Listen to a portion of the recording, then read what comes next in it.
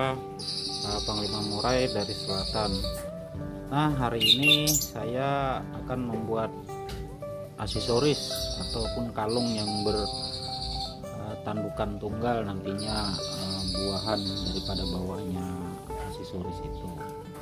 Nah, ini bahan yang sudah saya kerjakan dari tadi pagi hingga sekarang, dan di sini kita akan melihat jenis tanduk dari rusa ini yang sudah saya bersihkan.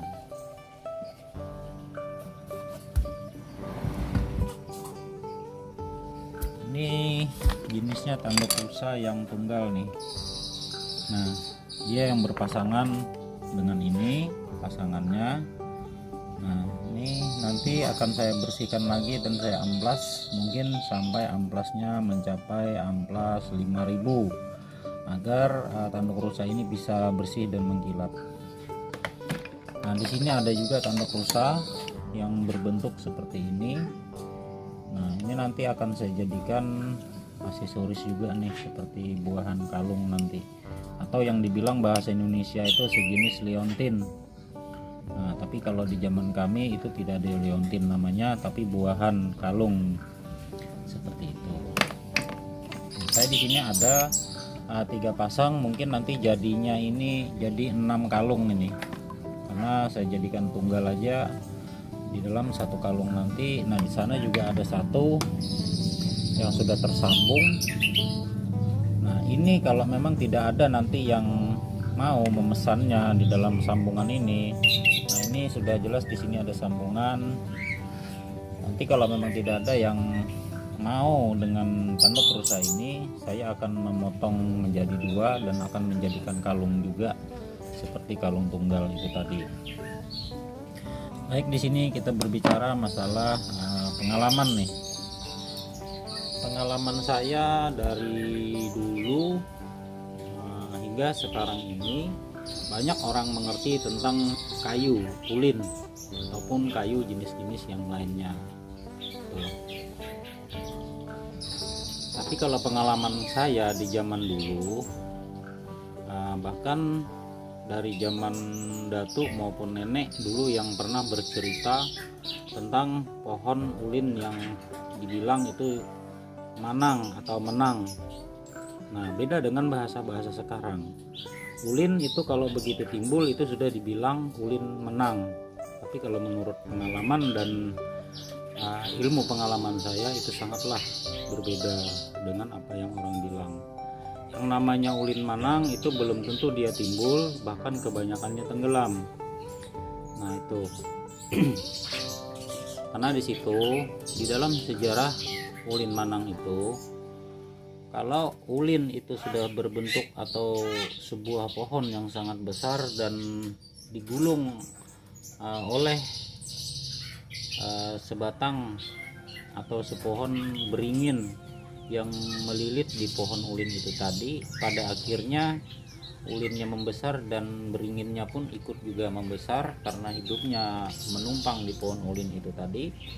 Nah, di dalam dua antara pohon tadi harus ada yang mengalah, tentunya satu yang mati dan satu harus ada yang hidup, seperti itu. Jarang sekali yang kedua-duanya berujung dengan kematian atau berujung dengan kehidupan.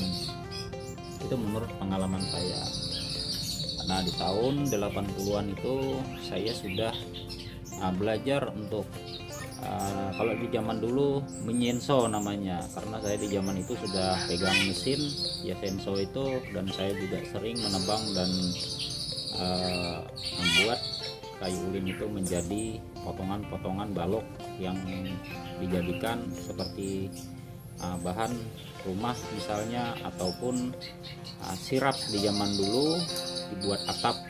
Makanya dulu kebanyakan orang punya rumah itu atapnya sirap dan dindingnya pun terbuat dari ulin seperti papan.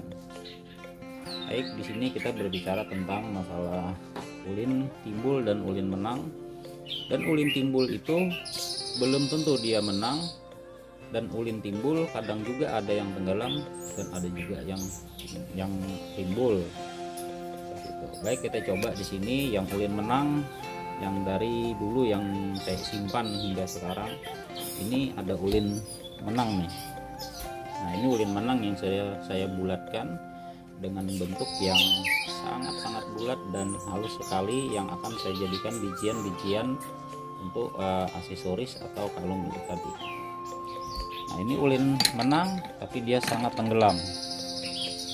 Nah, ini kita coba satu.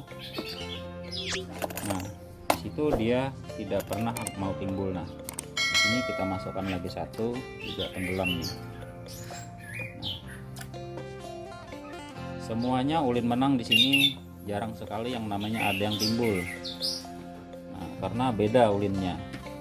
Ini juga kita coba dengan ulin tenggelam. Ini juga kita juga cocokkan karena ulin ini jenisnya ulin tenggelam. Nah, di sini kita akan mencoba ulin menang yang dibilang orang bilang itu ulin menang. Nah, kita ambil ini dulu. Nah, bisa kita masukkan juga beberapa di situ. Ini ulin menang ya, saudara ya. Yang peninggalan di zaman dulu saya simpan, selalu saya simpan. Nah, ini di sini ada yang namanya ulin timbul, bukan berarti dia menang tapi timbul. Nah, baik, ini yang panjang ini beda nih. Ini coba kita masukkan satu. Nah, di situ jelas dia mengambang ataupun timbul. Nah, kita akan masukkan lagi yang satu ini. Nah, jelas ya, di situ udah jelas ulin itu ngambang. Tapi bukan berarti ulin menang dia. Itu kalau menurut pengalaman saya, tapi banyak yang berkata-kata ulin timbul adalah ulin menang. Tapi kalau untuk saya, ulin timbul bukanlah menang. Bahkan saya tidak terlalu yakin dengan yang timbul, karena jauh lebih yakin saya dengan ulin menang yang tenggelam ini. Tapi kalau orang bikin sulap-sulapan, sangat gampang ya yang tenggelam ya, dibilang ulin menang. Tapi tidak semudah itu mendapatkan ulin menang, terkecuali di bawah tahun 80 itu bisa dikatakan ulin menang. Karena di atas tahun 80 bahkan mencapai 90 itu hutan di wilayah Kalimantan sudah banyak terbakar, dan pada akhirnya beringinnya lah yang mati karena ulinnya di dalam. Nah, beringinnya yang di luar sudah bisa kita katakan atau pasti beringin yang terdahulu yang terbakar ketimbang ulinnya. Nah, kebalikannya juga sama. Seandainya ulin di luar dan beringin itu di dalam, mungkin ulinnya lah yang mati bukan beringinnya. Itu kalau di zaman di atas tahun 80. Karena saya ingat di waktu itu 87 tahun itu kemarau besar-besaran bahkan sampai bertahun-tahun hampir di situ ya.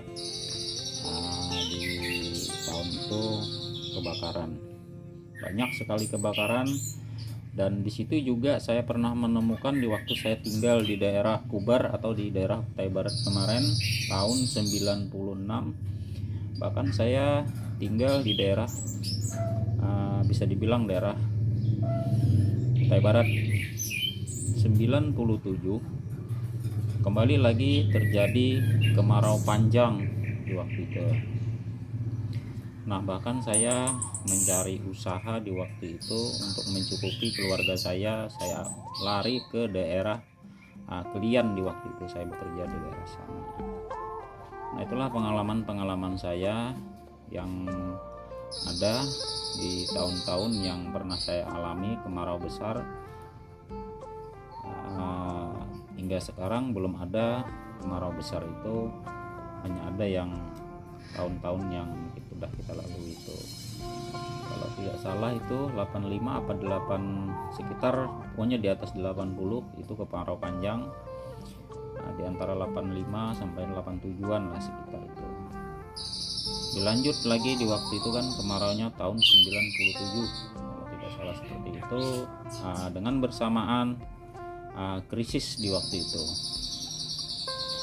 Nah, disitulah artinya saya mempunyai pengingat dan ilmu dan pengalaman saya tentang kayu lin.